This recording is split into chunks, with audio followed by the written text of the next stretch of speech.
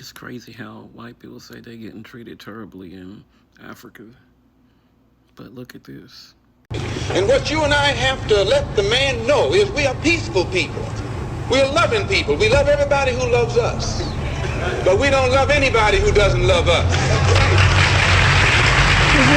I know Trump is getting a lot of hate right now, but on behalf of my South African brothers and sisters, and on behalf of the continent of Mother Africa, I would like to thank President Donald Trump for his generosity and his foresight in resettling white South Africans in the United States of America because of the abominable way they've been treated.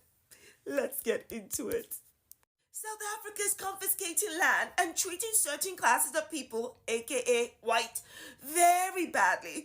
It's a bad situation, a massive human rights violation. No. Who is going to tell this raging, thieving racist Donald Trump how white South Africans got this land in the first place? Who is going to tell him how, in a land that is 90% black, that white South Africans own 70% of the land? That's 70, you heard me right.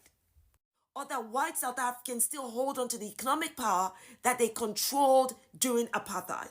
And that includes through their ownership of land, mineral resources, and in many other ways.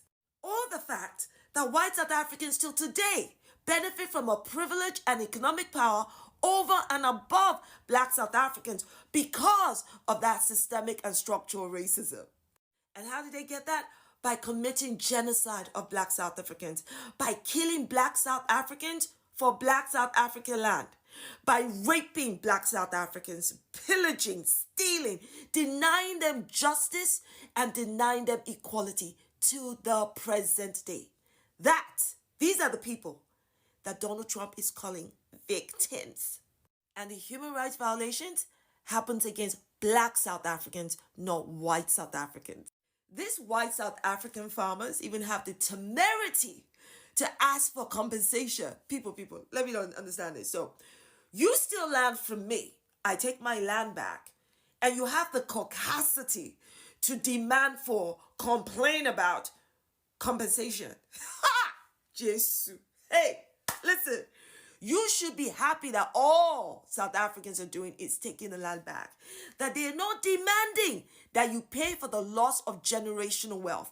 That they are not demanding that you pay interest for all of the wealth that you have earned, you and your ilk, from sitting on their land. You should be happy, but you feel you're all that. The utter caucasity. I would strongly encourage these white South African farmers to pack up their bags, get the hell out of South Africa, because nobody asked you here, no one invited you here, and nobody dragged you and your forebears to South Africa in chains. So please, go. No one's going to miss you. Go become refugees in the United States of America, a land that belongs to Native Indigenous Americans and a country that was built on the blood, life, sweat, and liberty of black Americans. Go on, that's your modus operandi, to go where you don't belong and take what doesn't belong to you. Shop, move. Shop, move, and go from being a refugee to a naturalized American citizen like your fellow white South African Elon Musk, the real president of the United States of America. What are you waiting for? Trump has made room for you. He has spent the first few weeks of his presidency deporting thousands of migrants, many of whom have worked, lived, and paid taxes in the United States and committed no crime. But they didn't have the complexion for the protection. And the only basis for giving the white South Africans refugee status, but not these other migrants, is because the South Africans are white. Oops. I would say you, Donald Trump, you are even worse because your forebears came to America. That's right. They found the indigenous Americans. They wiped them out. They killed nearly all of them. Right.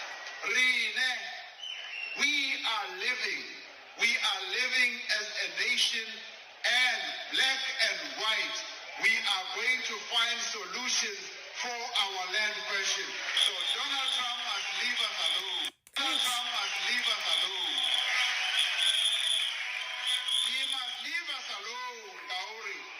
When we were facing apartheid, when we were facing fighting oppression, Speak on it. he was not here. He wasn't. He did not fight side by side with us. No, he didn't. And we were able, on our own, yes, with support of